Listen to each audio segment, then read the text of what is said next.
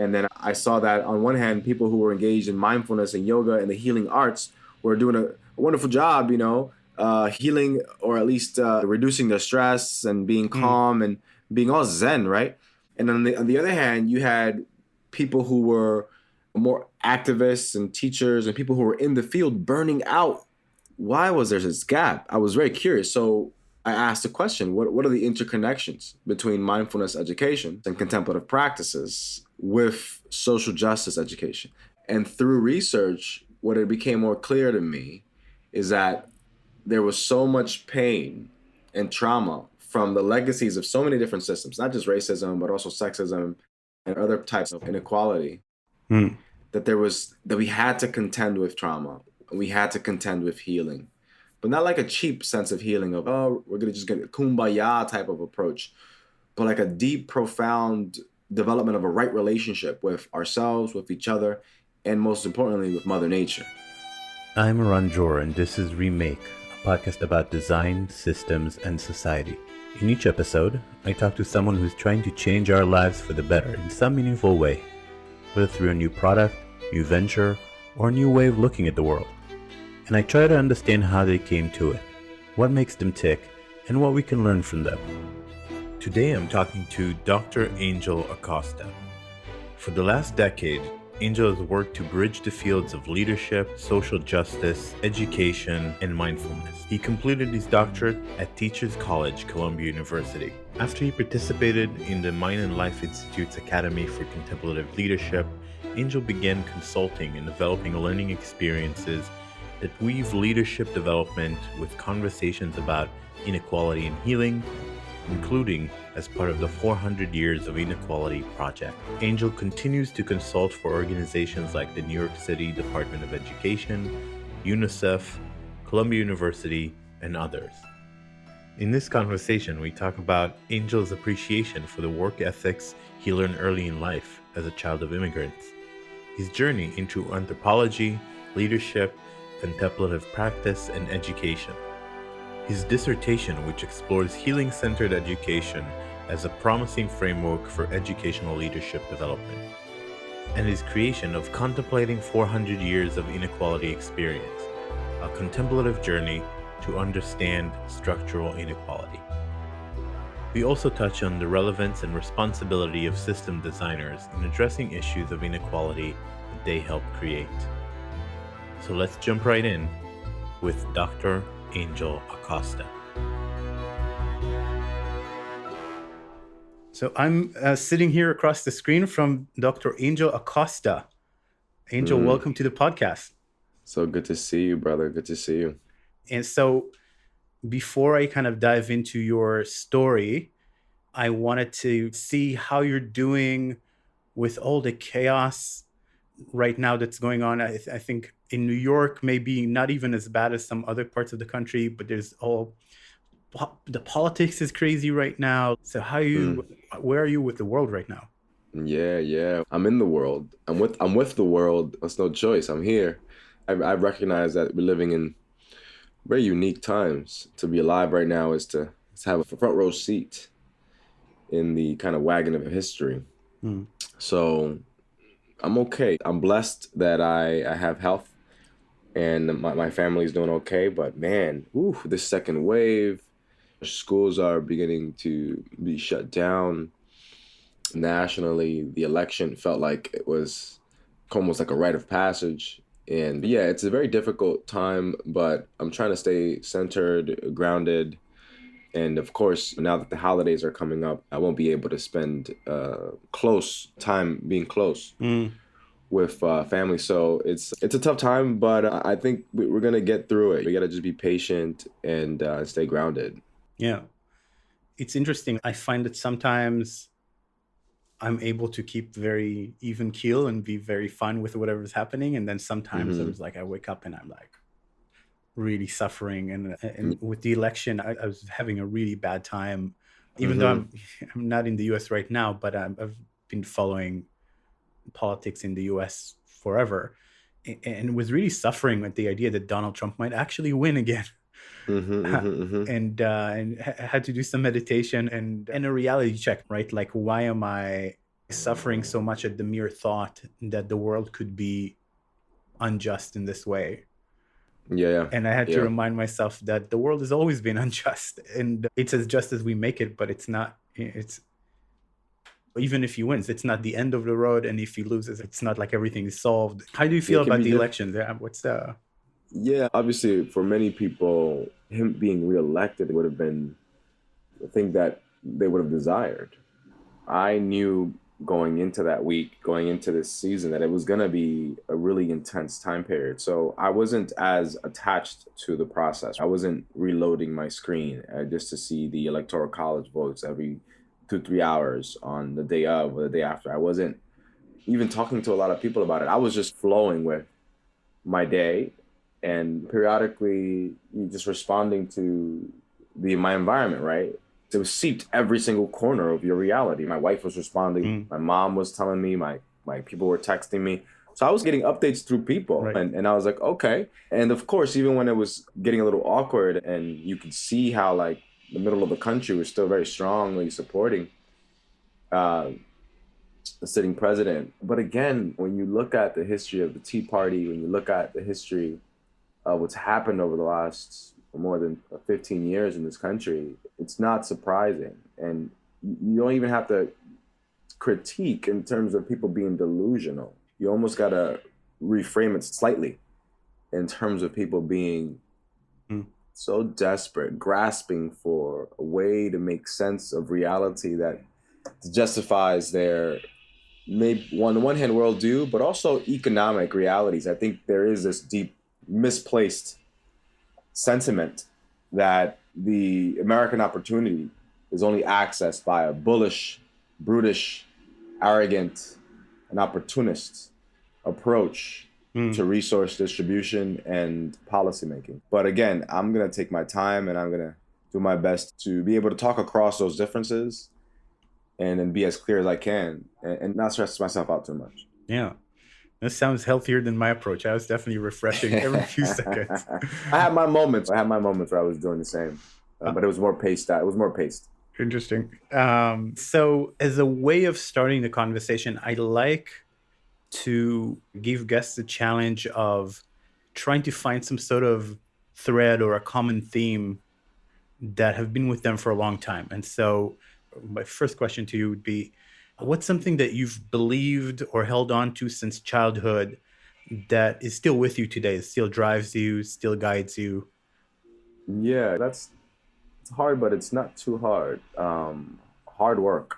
Even as a child, my parents they worked in restaurants, and because of the inability to to get childcare, Mm, I would go to the restaurants mm, and be in the back. So I would be 6, 8 years old, just in the back playing with toys, waiting to with my sister to just be cared for it. And they, so my mom would come back there and just make sure we were okay. And that was, we were young. But once I started hitting 10, 12, I started doing dishes. I started bringing mm. boxes. 14, started serving people. At 15, I started managing the cash register. At 6, so right up until my 20s, I've been working since I was a very young person. Wow. And at the time, it was annoying. It was incredibly annoying. I would have rather stayed home watching cartoons, Yeah. especially on Saturday mornings. But it just instilled this incredible work ethic that I now appreciate. At the time, I was like, why? This is my Saturday. Yeah. But I think now I'm just able to, and not that kind of dysfunctional work where you're just kind of numbingly just taking on more and more and just pushing through arduous labor. But I can really sit with the discomfort that comes with a difficult project. Like I just finished my doctorate. So Yeah. that was like a 5-year marathon. And psychologically, I mean, you got to really be able to sit with discomfort, especially in a school like Columbia University, Teachers College. They're pushing you to, they're trying to really make you think. And so I appreciate the high work ethic Yeah. that I was able to develop. Interesting. And it's definitely part of the immigrant experience, Mm-hmm, right? mm-hmm. So you immigrated as a child, right? Yeah, so it's a little slightly complex. My mother moved the family from Dominican Republic, but I was actually born in Puerto Rico. My mom was working there at the time, but yeah, I was born in Puerto Rico.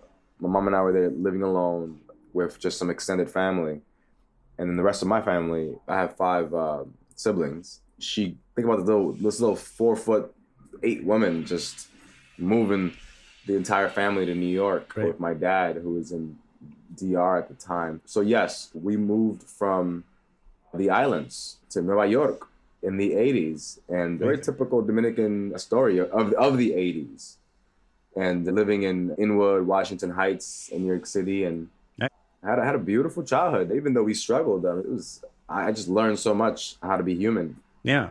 I actually lived in Washington Heights for a couple of years. So you know, I know it's a very fun, lively place. So I want to take that work ethic and that you were endowed with from a young age and see what was the next step. Where did you take it? yeah, yeah. In terms of next step, even though I had a good work ethic, it didn't mean I didn't. It didn't really mean that I wanted to work. And my high school experience was a bit of a roller coaster. We had lived in different neighborhoods throughout our upbringing, so I went to five different schools in about two boroughs. So experience with school was a little disorienting in the sense that I was moving around and changing ecosystems and environments and being uprooted. So the downside is that my relationship to school was fraught a little bit. I just didn't like school as much. It represented a lot of managing relationships and ending of relationships, and learning new teachers with different styles. But the good thing is that those shifts and changes and that uprooting and rerouting just created a really strong social and emotional intelligence in me. So I was able to make friends fast and connect with people and really listen, because I was constantly having to do it. Make new friends. Yeah. And that's a really special skill in terms of that work ethic didn't necessarily translate in the classroom in high school. I was a student athlete. I played basketball and baseball. And I gradually got it together with my academics. I had a very good memory, so that kind of saved me. And then it wasn't until like later on in my high school experience that I got it together and was like, you know what, I'm really going to apply myself and trying to go to college. And I went off and I studied anthropology. Studied abroad, and just decided to dedicate the bulk of the first part of my career to education. So I studied my master's in leadership studies. So I spent a decade working for a nonprofit. So tell me so you studied in Rome? Yeah. How'd you get to Rome? Yeah. I love Rome, by the way. Yeah. Oh my God, such a beautiful country, such a beautiful city, such a beautiful country, such a beautiful culture. So in my studies in anthropology, I studied abroad a couple times, and one of my studies abroad was in the Czech Republic, and part of a study abroad program there, and just learned so much about Prague, Czech culture, post-communist politics in Europe, and that program, they just kept in touch with me and were really impressed. And years later, when I was a professional, they reached out and they were like, do you want to work in Rome? So I actually worked in Rome. I managed and directed a study abroad program. I was a director of the program for many summers. Fun. We lived in Campo di Fiori in Rome, and we invited 30 students from all over the world to study leadership. And so I did spend time in Rome. So I've had many different jobs and opportunities to express those professional skills since college. Cool. And anthropology is a really specific, really interesting selection. I'm super fascinated with anthropology. I'm doing a master's in religious studies that has a lot of anthropology as part of it. Of course. And I've always been attracted to it. What made you go there? How did you get started down that path? Yeah, there may be a connection there between my love for people and my early struggles and adaptation to different social systems and anthropology. I remember being in my first anthro class and just being like blown away. In fact, here's a coincidence. The reason I fell in love with anthropology was because I took an anthro course on Israel. Huh. It was called Israel Culture and Society. And I was blown away Really? by the complexity of Israeli culture, Sephardic Jews, Ashkenazi, the complexity of the Palestinian state, the Knesset, the evolution and the relationship of Israel to the world. Ooh, Yeah. so complex. You might think about Israel and you might have these divided cultures, but in fact, there's so much nuance. And my professor did a great job at really breaking all that down in a way that was not just digestible, but that you would lean in and want to know more of not just that society, but what's happening elsewhere under the Right. rug. Right. Yeah, that's fascinating. I at some point tried to diagram the Israeli-Palestinian conflict to Oh my help people God. explain. And I essentially gave up after like, I don't know, just 50 different branches of different influences, and why is it so hard to unpack and solve? Yeah. So you say so you had this course on Israel. Interesting connection. I guess it's like just very different people in the world, very different situations, countries, societies, like rules of engagement. Yeah. People's perceptions, people's ways of being. So I immediately after that class, I declared my major, took a couple other classes. I learned more about political anthropology, learned more about biological anthropology, learning about the human species as a whole. Did forensic anthropology, looking at bones and getting all into like crime scenes and stuff. And so but my strength was in cultural anthropology, and I went and studied abroad in Senegal, in West Africa, and studied for 5 weeks, kind of groups that were remote in the southern regions of the Kedougou. And we would go, and these are communities that have been there for thousands of years, not too touched by civilization. They have running water. They didn't have electricity, but they were sustainable. They were living atop mountains and surviving and thriving with their own animistic religious traditions, untouched by Christendom and Islamic kind of traditions. So I just got a chance to see just how human communities could thrive and survive with such integrity, such humility, and a deep appreciation for just human culture. That transformed. I look back at that time and I'm just like, wow. I was daring. I was 18. Yeah, wow. 4,000 miles away from home. That's young. Yeah. Interesting. So that must be like a complete shock to the system in terms of,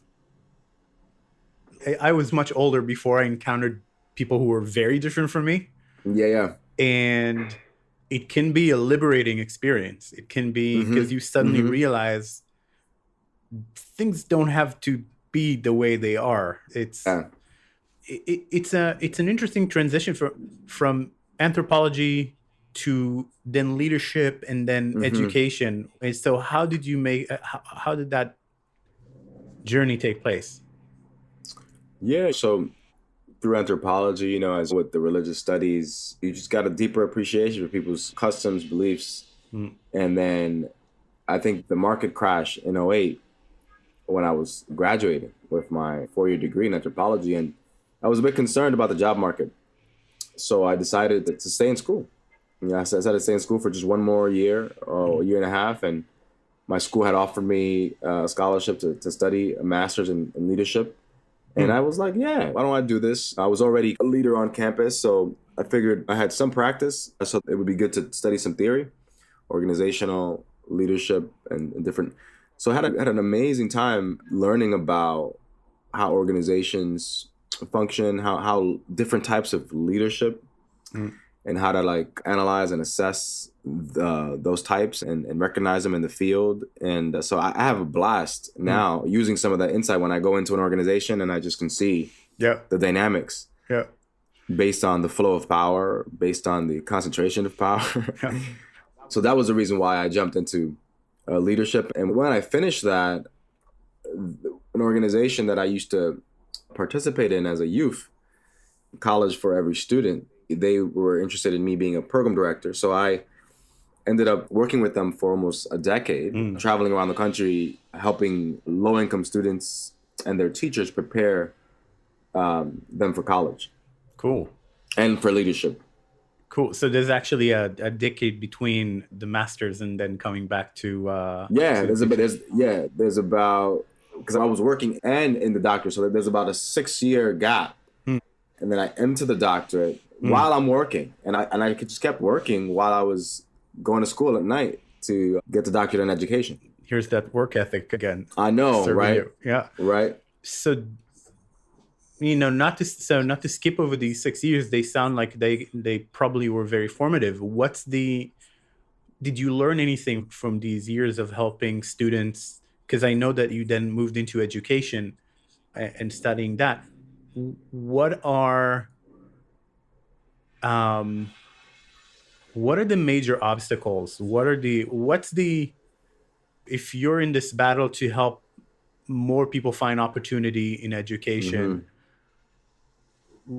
what's what's the monster that you're trying to defeat, or is there more than one monster, or what did you learn about the system and the way it works?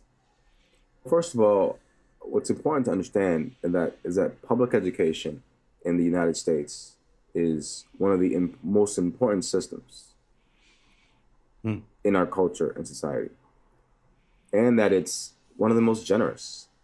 So, because sometimes people just jump right into critique. Mm. And in fact, you have me here, you've invited me to be part of this conversation. Guess what? Guess who's a product of public education? Yeah. Me. Mm. I have been taught, my mind has been molded by incredible teachers from the public school system, both in high school of K through 12 and in undergrad, my Plattsburgh State University, SUNY Plattsburgh. So it's important to understand that public schools are such it's a vital organ to our society.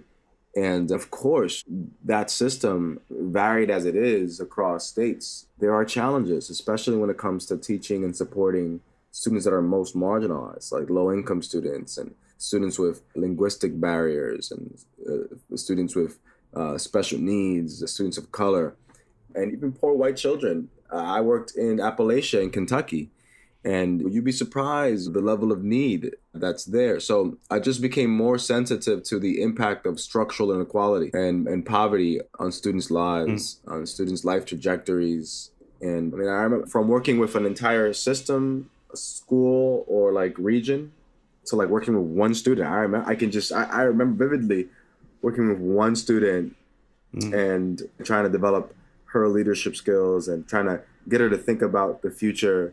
But again, remember, students that I was working with didn't have an example of somebody who had gone to college. So when I would talk to her about some of these processes, she'd be like, I just don't see myself. Mm. I just don't see myself. You can project yourself into Okay, this. yeah, Yeah. there is no model for it. But the beautiful thing is that I just kept showing up and kept being gentle and kept supporting her and supporting a cluster of students in the school and the region. And I remember 3 years later, I touched base with her really quick, and she's like, "Oh yeah, all my college applications are in." And I was like, Uh, but the way she was saying it too was like she was alive. She was just like, I'm excited about this update. And I just looked at her. I didn't say, "Oh, you remember that? Remember when you were a little stuck?" But I was just smiled. yeah. Long story short, our students need support as much as possible, financial, but a lot of it is social, emotional. A lot of it is just the patience and the nurturance to just have that one-on-one relationship with somebody who really cares for you and who has resources to put you on a particular path. Because as a lot of us are busy these days, we don't really have time for mentoring. We don't really have time to lift each other up. Yeah, it's interesting. We did some projects in education funding and support through some clients that were building apps to help find support for school, find sources of funding. And again, it was a lot of about the message of yes you can, essentially, and yes, this is for you, and is something that you could do. And I over that, and over also just personal experience from outside of work, I feel like sometimes it's about the lack, it's about the, if you think about the world as networks, it's about Mm-hmm. somehow the information not flowing in, the opportunity not flowing in through the network. There's some gap in the network, there's some Mm-hmm. Mm-hmm. break. And what you were doing is create connections where there were no connections, essentially. If you think like in a brain, with the neuroscience of the brain, like Yeah. you want these tentacles to reach everywhere. Yeah. Yeah. uh Yeah.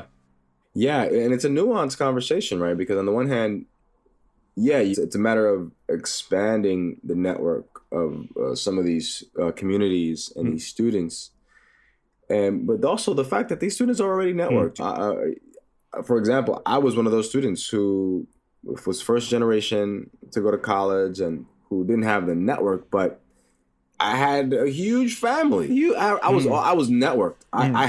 I had values. I Yeah, had social capital. I had navigational capital. I had linguistic capital. The fact that I was able to pick up Italian and French easily was because I grew up speaking Spanish and English. So it's not that these students or these communities are unable to incredibly engage in deep learning and brilliance and expressing their genius, is that the opportunities and the doors oftentimes are not open in the right direction. So it is about a flow of information, as you said. It is about almost like the braid, like lighting different regions of it yeah, and activating different parts of it. yeah.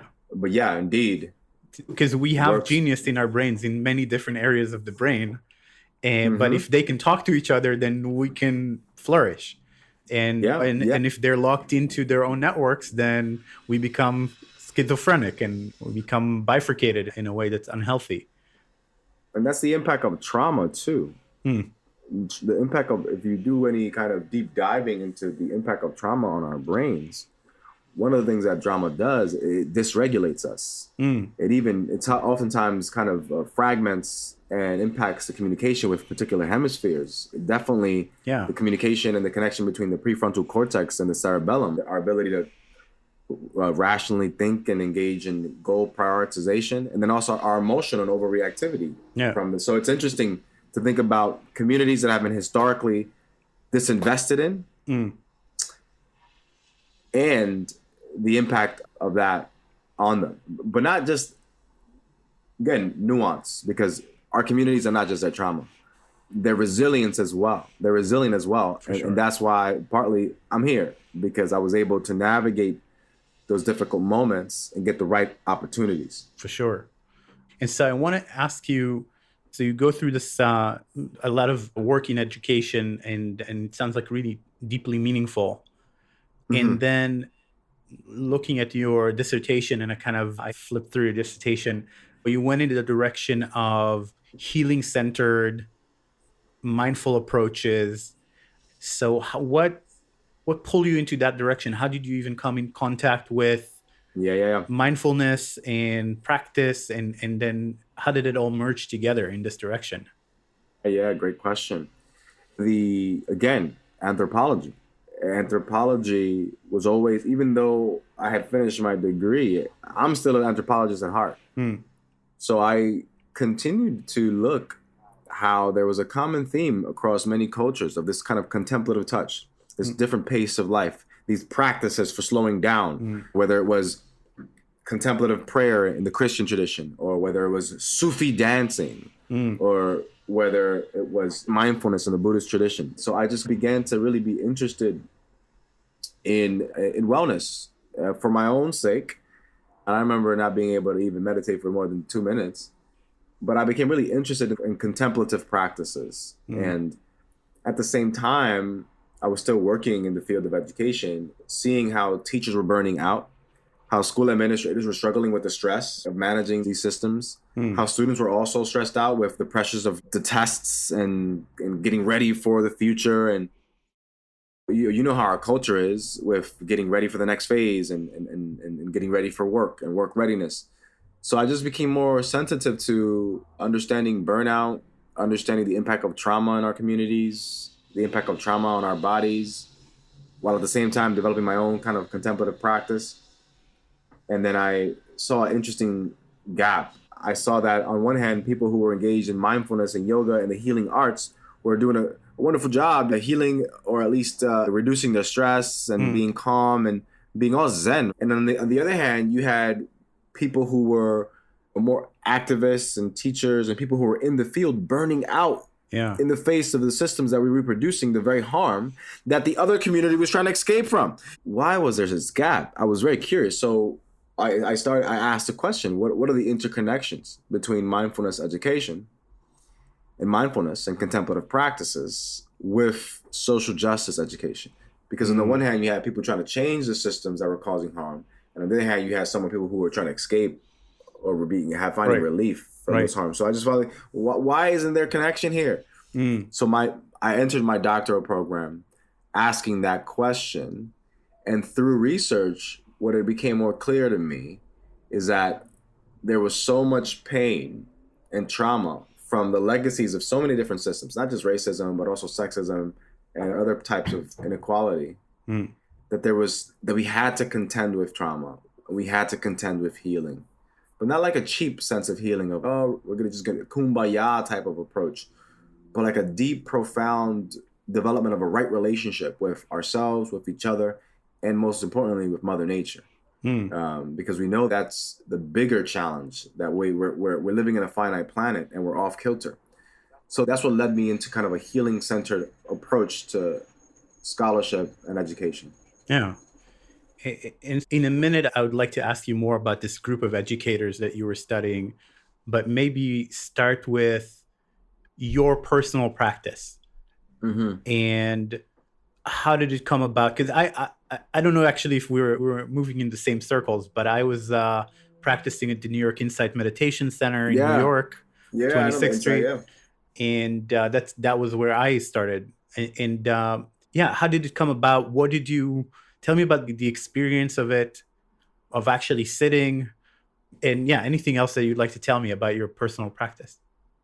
Yeah, I've sat at the New York City Insight Meditation Center. I appreciate Gina Sharp there and Leslie Booker and many others. So really wonderful institution. So yeah, I've sat, again, because of my anthropology background, I felt very comfortable navigating different religious spaces, even if I wasn't part of those communities. So I could step into a Buddhist temple.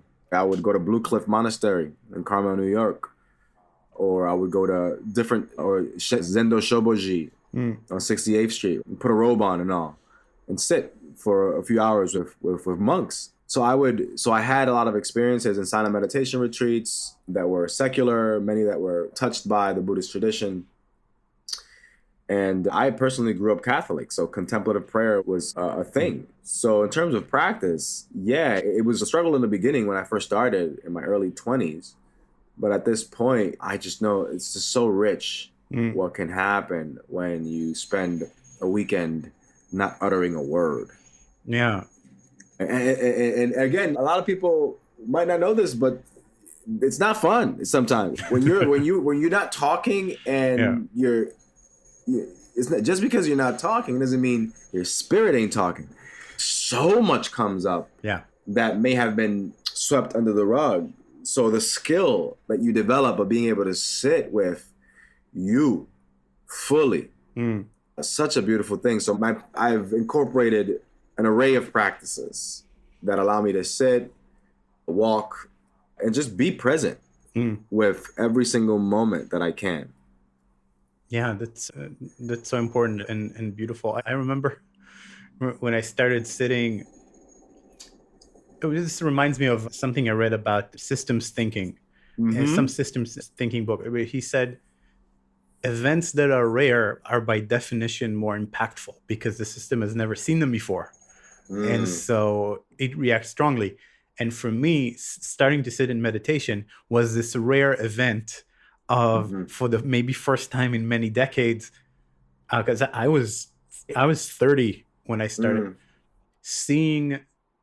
looking inside, just sitting, looking inside, not reacting, not trying to make a plan or make the feeling go away, but actually sitting there and looking. That's a really rare event in a modern life.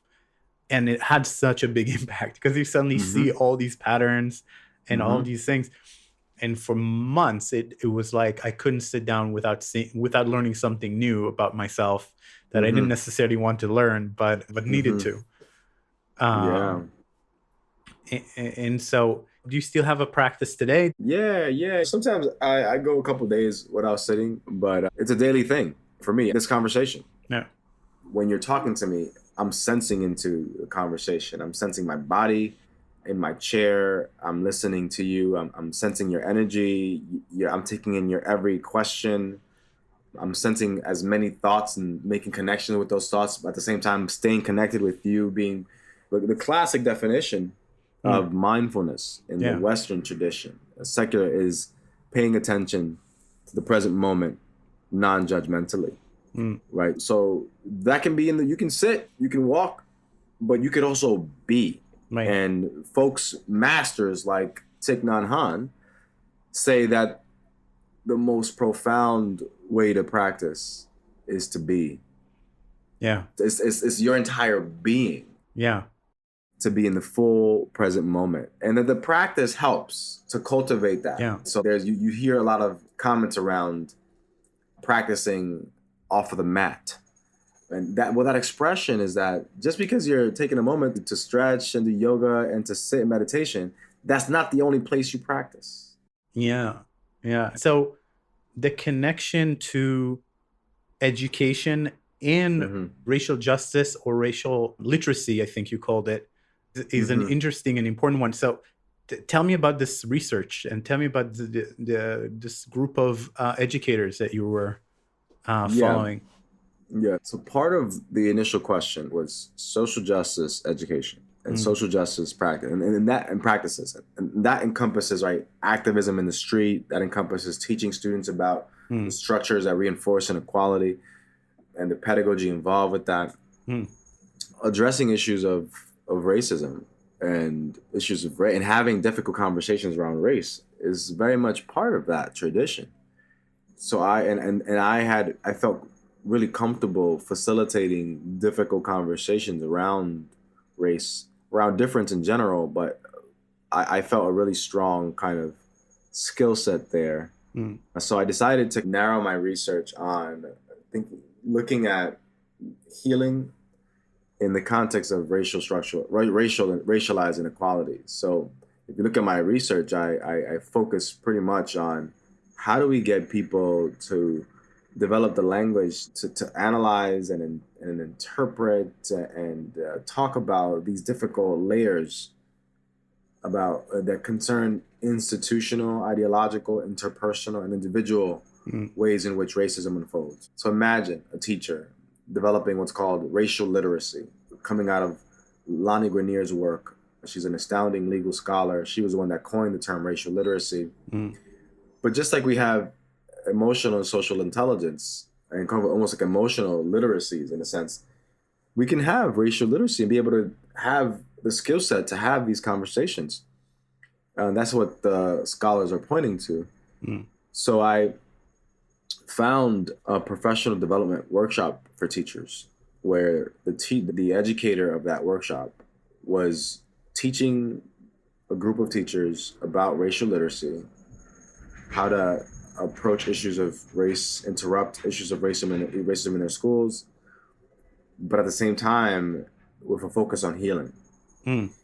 And at the time that was really significant because I was doing all kinds of research for my dissertation, thinking about healing-centered pedagogies.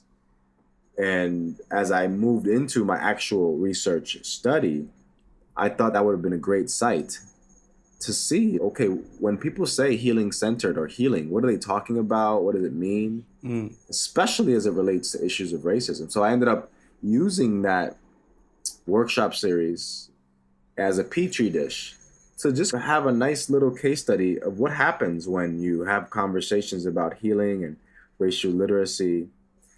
So about 28 teachers from all over New York City within the local school district participated in a 6-month-long workshop series. And I did focus groups, interviews, I participated in them, took all kinds of notes. And then I just learned so much about what happens when you build a genuine container to explore people's bias, people's perceptions and misperceptions of race and racism. Mm. On the one hand, folks who are more impacted by race and racism and how they have felt and how they carry it in their body. And on the other hand, how other folks who may not have been impacted and seeing them respond, building their empathy, and then also identifying where they themselves may have experienced trauma in different dimensions of their being. And that's the juicy part. Yeah. Because what the findings point to is that the more we create containers where there are genuine opportunities to engage, which includes conflict, and you situate the theme of healing, what ended up happening, what happened at the end is that almost everybody in that cohort felt like they had more healing work to do. And that was very simple, but very profound, that people left saying, damn, I have to do more healing work. And many of them continuing on to find therapy, find support systems, developing practices, mindfulness practices, going off and getting yoga certification. One woman ran for city council. So it was interesting to see how the difficult conversation, the difficult topics situated within a safe and brave space generated such momentum and synergy. Yeah. And that's fascinating. So is there a particular example of a particular participant or that really spoke to you, that's something that really captured for you the meaning of this process? Yeah, there were many. I want to respect their privacy, but I'll say this, that when you look at the ecosystem and ecosystem right now, especially since the summer was really intense when it came to issues of race and racism. Rest in peace, Breonna Taylor, George Floyd, Tony McDade, Elijah McClain. I could keep naming the names. Yeah. So you had this, over the summer, you had this explosion of almost like a moral awakening and an uprising, really, of folks who we're tired. Stop killing us. Stop it. And we would no longer put up with that. And then part of that also was a lot of people who were like, oh my God, this is really a problem, and waking up to the reality. So part of that too was like this rise in businesses and organizations coming to terms with how they were dealing with issues of race in their institutions, right? So this explosion of diversity and inclusion work, right? Hopefully the work won't be done in vain and will continue for the long haul. And what you want to understand is a lot of people are carrying a lot of pain, intergenerational trauma. And for example, we had Black women in the circle who, for the first time in a professional setting, were able to articulate their pain of what it means to be overlooked, what it means to be labeled as aggressive and over assertive, and to talk about the tropes and the stereotypes that they were experiencing at work. And then also to see other teachers talk about their passion for their students and like the ways in which their students were suffering.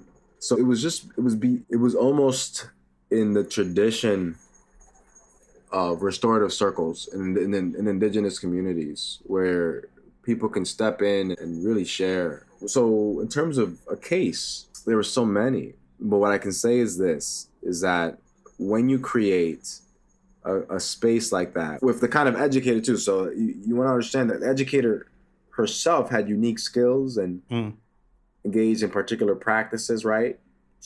This is a formal professional development workshop, and the way she began was, what's alive for you right now? What's coming up for you right now? Let's write for 10 minutes about what's in your heart. So it wasn't like, oh, we're going in, talk about metrics and frameworks and research. It was like, who are you? How are you? And so there was this combination of rigorous instruction with such a human touch. Yeah. So there was this interesting, so what my findings was that even though the educator had laid out this experience that allowed teachers to have these deep conversations, develop an expertise around how to identify, address, and transform issues of race and racism in their schools, but that there was an inner logic there was on a, like almost if you were to look at it on a quantum level, there were these things that were happening. And what was happening is it was that this teacher was teaching them how to do this 1-2 punch. On the one hand, address issues of racism and developing critical thinking and critical consciousness around how complex a system is and how it's embedded in our bodies and in the communities in which they're teaching. But also that the healing piece was inviting them to engage in more self-care, was engage in more self-understanding and the ways in which they may be carrying a pain. So this 1-2 punch of engaging in critical thought and critical consciousness and the racial literacy development, while at the same time engaging in healing and self-care, created a mechanism, what I ended up calling a healing praxis, that created the conditions for these teachers to go back into their classrooms, back into their schools with a little more resilience. And these included, I think there's some element of actual meditation. Yeah. What other practices can you tell me about? The teachers meditated together. The teachers did like restorative circles. So they were literally getting a circle and have a conversation around like difficult matters. And I remember being in those circles and tension coming up and just staying in the circle and trusting that we would get through it together. Deep reflection and meditative journaling around what was distracting. Because you show up as a learner, right? You show up, but you still have your child in your mind. You still have the week in your mind. So doing deep meditative journaling, watching and reading really powerful texts on these issues that really provoked thoughts around not just deeper understanding of, again, race and racism, but self-love. You'd be surprised how hard teachers are working. That another common theme was this forgetting of the self, but not in a positive way. Yeah. There's this practice, right? There's a metta practice in Buddhism, which starts with love for the self and then expands. And it was actually very influential on me in the context of race, because I was sitting there at the Inside Meditation Center and we were doing metta practice and wishing well essentially to everyone. And I left that session and I suddenly saw everyone around me for the first time, probably since I came to New York. And I saw white and black people, and I saw people who were different from me, and I saw them, something shifted. I saw them as feeling people that I could fully empathize with. And in New York, you block it off because there's so many people that you're like, and that actually, I think, started a process where I got curious about people who are not me and not my immediate surrounding. And I think so subtle. It's such a subtle little thing, but it can make such a big difference. And so I can definitely see that. Is there anything else in that group that kind of grabs you, that you kind of want to share as a particular incident, a particular story? Yeah, I'll just say quickly that when you left that meditation hall and you felt really connected, leading research on the impact of mindfulness on the brain and the body point to this. Sometimes there's this feeling of interconnection, not just with the people around you, with the entire world. Right. This sense of, so that happens a lot with enough practice and the right kind of setting. You can experience profound interconnection with everything around you. And so that's why it's a really powerful time to think about these things, because right now when we're most polarized, right now when we're most disconnected with nature, we need to reconnect. And so there's this interesting drive for developing practices of interconnections, the science of interconnection. So I just wanted to name that. In terms of the group, what you want to understand, and again, my study was a case study. I can't really make generalizable claims because the sample size was small. But what I can say is that, one, creating space to actually explore conflict and cultural fault lines, crucial. So it's not like healing work is skipping down the road. It's not all feel good. Yeah. Kumbaya. Yeah. Yeah. Two, creating space to air and articulate racial trauma and Mm. racialized trauma. So this is how I feel Yeah. about in public, together and hearing, because what usually happens is that's not aired, both from the person who's experiencing and for those who might not even experience it, just to hear it and to articulate their own pain around other issues related to teaching in these contexts. And then three, this what I called potentiate. Mm. Potentiate really meaning activating. So what the space did was potentiate healing journeys, as I said in the beginning, that it so many across so many of the interviews, the same thing came up. I had never thought about healing in this way before. I wasn't even aware that I needed healing. Mm. I wasn't even aware of the actual weight of the pain that I was carrying. Yeah. Sometimes you're carrying this emotional knapsack that's connected to whatever dimension of your identity. And there comes a point you become so numb, you don't even know that you're carrying it. Yeah. So what I leave you with in terms of that group was the humility, the tenderness, the rawness that came with everybody showing up with their bags and their Yeah. baggage, and having the having the risk taking and vulnerability to set some of those bags down for just 5 hours Yeah. across 5 months, 5 times. It created deep friendships, but personal transformation as well. Yeah. And I think you wrote most educators in this group were Black. Yeah, most of the educators were people of color, African Yeah. American, Latino, Okay. Asian, and then we had a small group of white folks who were very engaged too. Yeah. So I'm wondering if there's something you can say about the white people in this group and what they did Yeah. right. What did they do right? Yeah, yeah. In terms of what you want to understand for the white participants in my study, one of the things they did right out of many was keep coming. Yeah. The thing is that for many white folks, it's difficult to stay in these conversations for a long time. It's just easy to just kind of have a little moment of reckoning in the summer and then just kind of let it go. But to sit with and stay in these conversations consistently in community, it takes a particular type of stamina. Mm. And people like Resma Menachem and Reverend Angel Kyoto Williams, they talk about this social conditioning, this record. You got to train for this. Mm. So for many people of color, their training has been their life, being part of systems that have reproduced white supremacy and has subjected them to all kinds of different lived experiences. But again, what ended up happening for white participants is that they got a chance to get almost a deeper view of the contours of the wounds of their colleagues. Mm-hmm.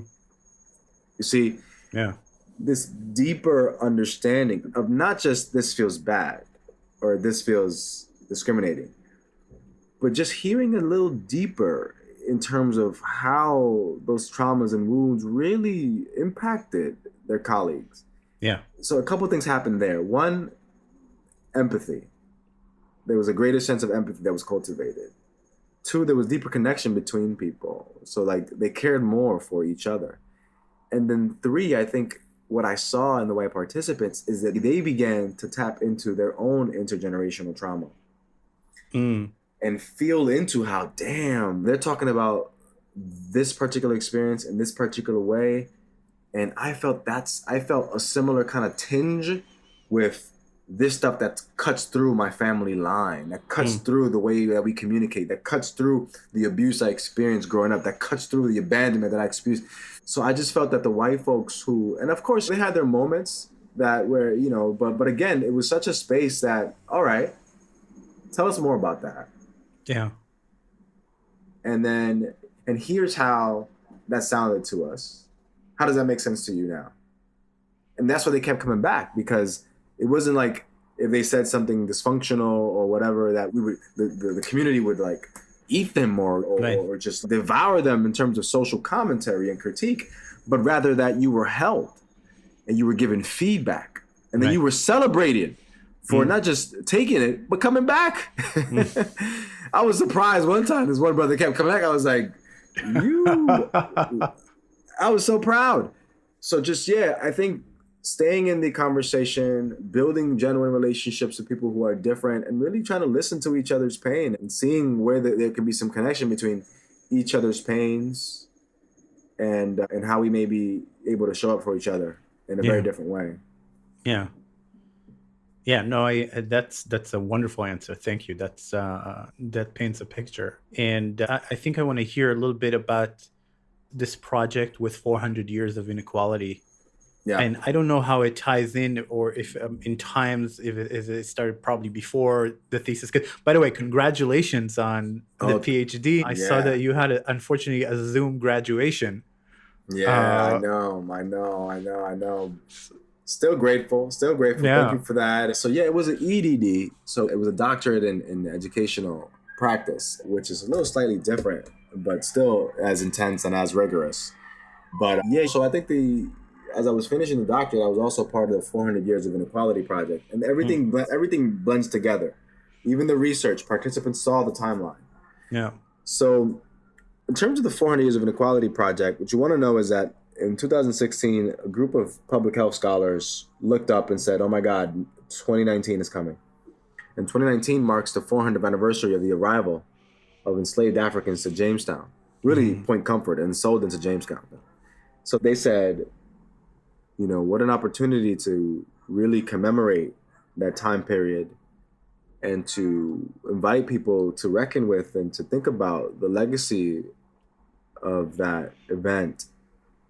And so that project created the 400 Years of Inequality timeline, mm, which is in physical form, a 4 by 20-foot document that has 400 years of history and images and text yeah, that really reveal in a very interconnected way these events throughout U.S. history that reinforce not just racism, but dispossession of indigenous territory, the silencing of women, mm, the oppression and silencing of white laborers, the marginalization of LGBTQIA community, anti-immigrant rhetoric. And then you begin to see how this kind of creates an ecology of inequality yeah, that ends up unfolding in all kinds of different ways, not just across race and gender. So what it did was it created an opportunity for people to go through a kind of a guided visual experience that was overwhelming, one, but two, revealed just how much pain there has been, but how we need to develop a more sophisticated language through which to have these conversations in an expansive way.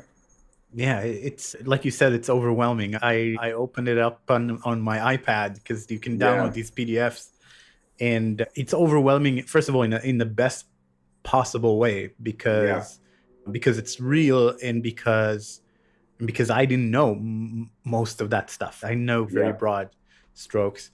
And I think as you go through it, many things strike you. And I'm sure it's every time you go through it, something else comes yeah, up. So yeah. I will say one thing, that I reached out to my teacher friends. I have friends who Mm-hmm. are history teachers in like schools, like in high schools and Yeah, middle schools. And I was like, how much of this is taught? And they're like, very little, very little. yeah, And yeah, and just looking at it, like looking at how racism and inequality in some places and slavery emerged mm-hmm. in a place where you're looking at the time and you're like, it could have gone in a different way, almost like it's a Mm-hmm. Mm-hmm. fabricated thing that Mm-hmm. people decided to create back Yeah, then. yeah. And that's mind-blowing. I highly recommend everybody take a look at it, anybody who's listening here. What was your experience with taking people through this, and what did you learn as part of this process? Yeah, I learned and I continue to walk people through it. It's incredible what you can learn about not just your history, but also how this stuff makes you feel inside your body. And what you want to know is that the biggest flaw in American culture is that we have failed to reckon with our past in a way that is honest. So we haven't metabolized our past. And Yeah. that's why we end up having these moments where we're like, it's again another kind of upsurge of racial tension because we never really engaged in a truth and reconciliation committee. We never really engaged in the processes to really reckon with our Yeah. past. And even you can read the book by Dr. James Lowen, Lies My Teacher Told Me.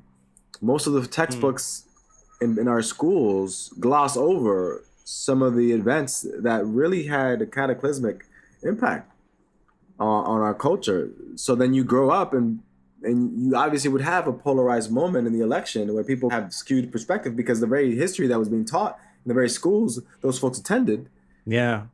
frame it as though America was just a city on a hill that is all good and is conferring of all kinds of opportunity. That is true, and I have benefited greatly from the bounty of this beautiful country.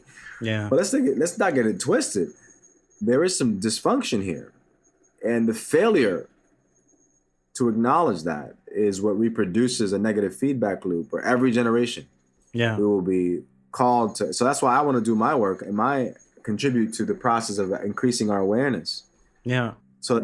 My awareness has increased, and yeah. It's as someone who came into America and now is also able to observe from the sideline because I'm back in Israel now. But America is it's a maddening place in terms of like you can't make any statements about America because the opposite is always also true. We're huge. We're huge. It's a country of 400 years of inequality, but it's also the country of the people who created the timeline about 400 years of inequality and are trying to contend with it. And Yep. it's everything is a clash of opposites, and out of it, the culture emerges. But I find this is one of the more striking ways I can see of dealing with it today is taking people through this journey.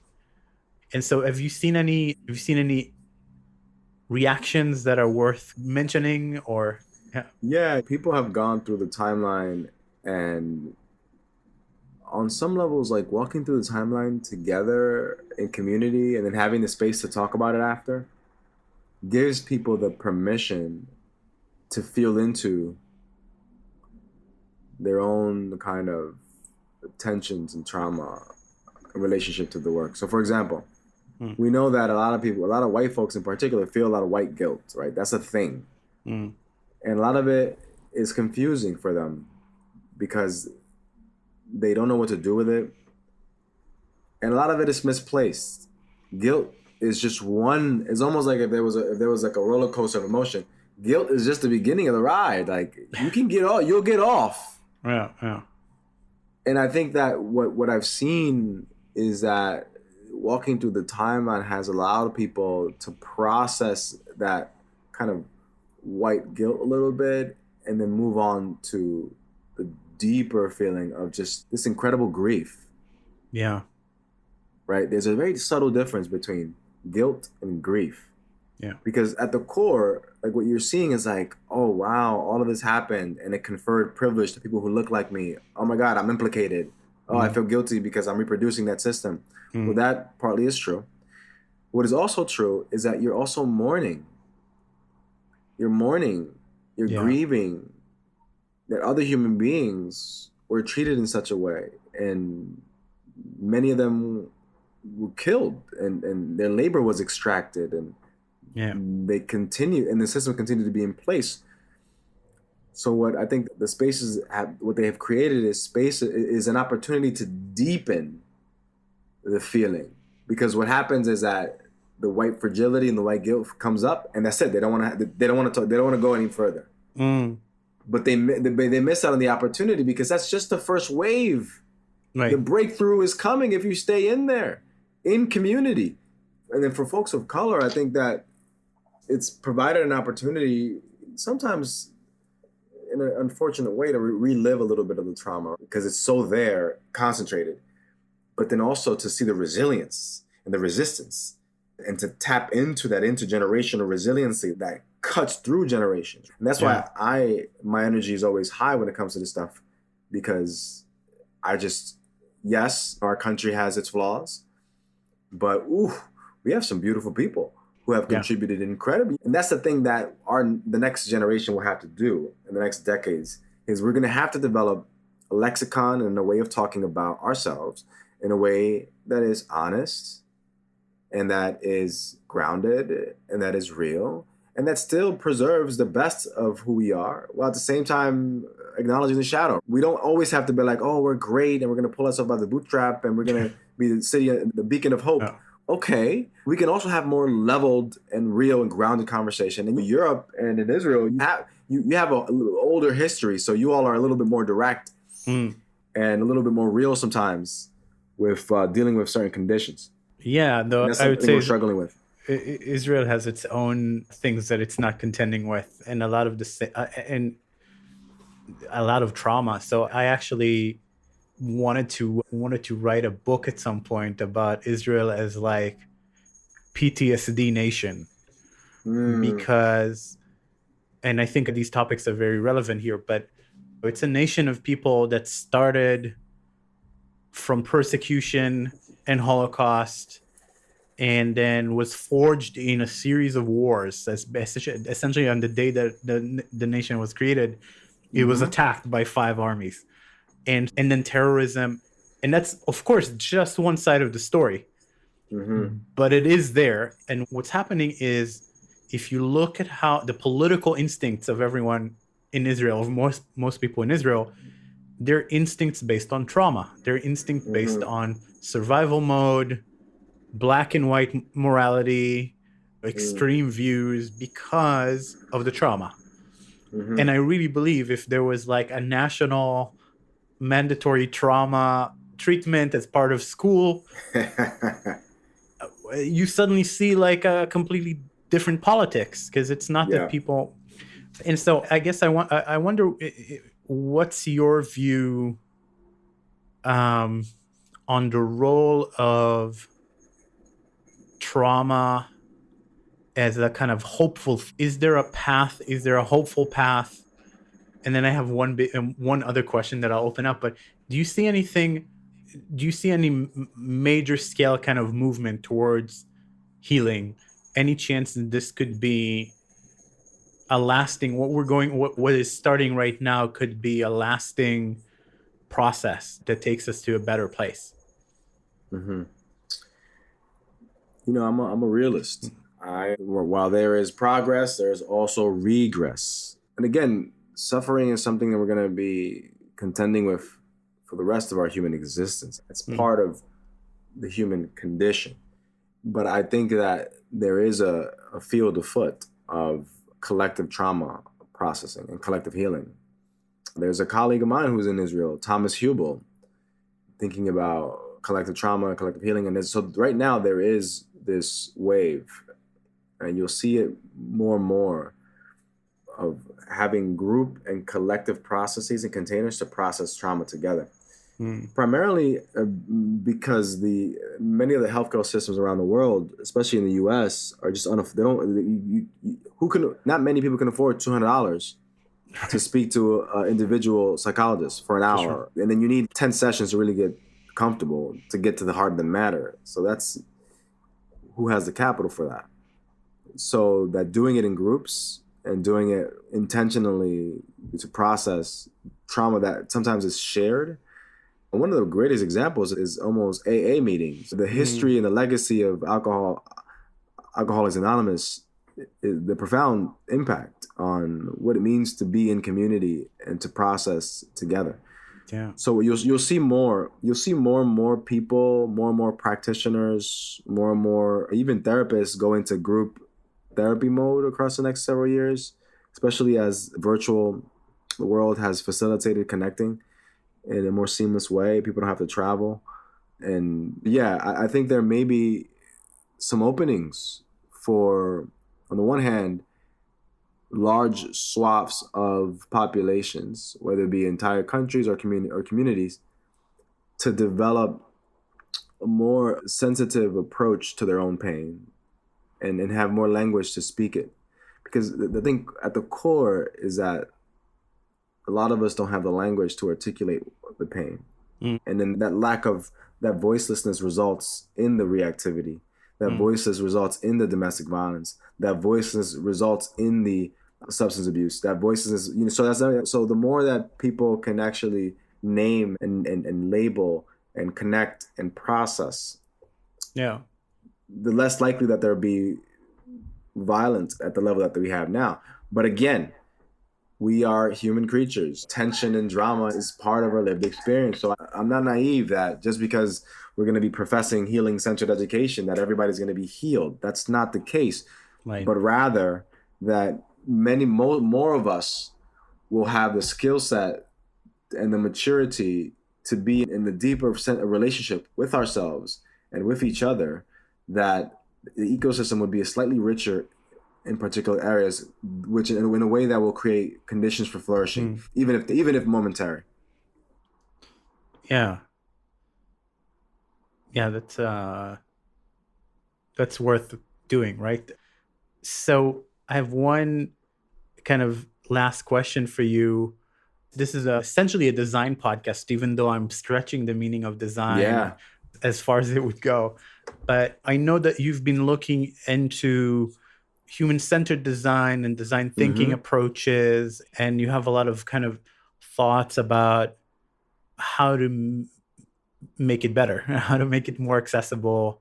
And I'd love for you to also tie it to these issues that we've been talking about. Where are you with design? What are people who are designers who are listening to this podcast? What should they keep in mind?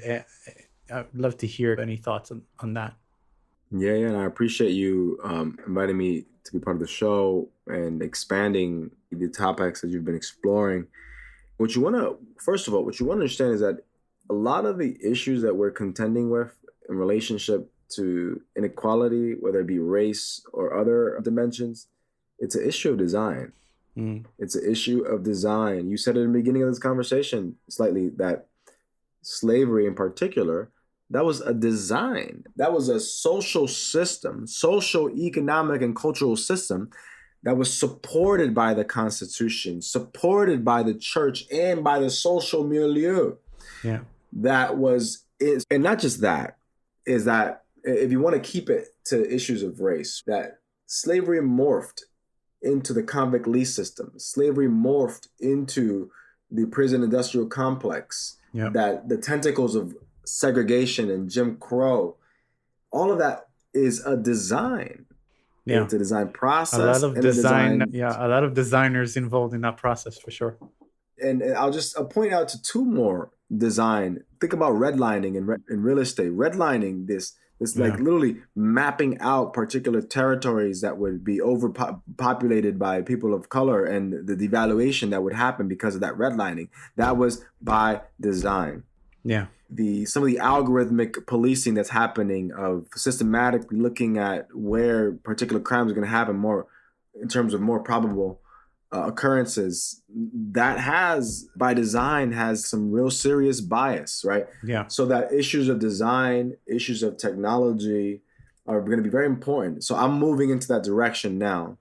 And in terms of human-centered thinking and design thinking, two things. It centers the human.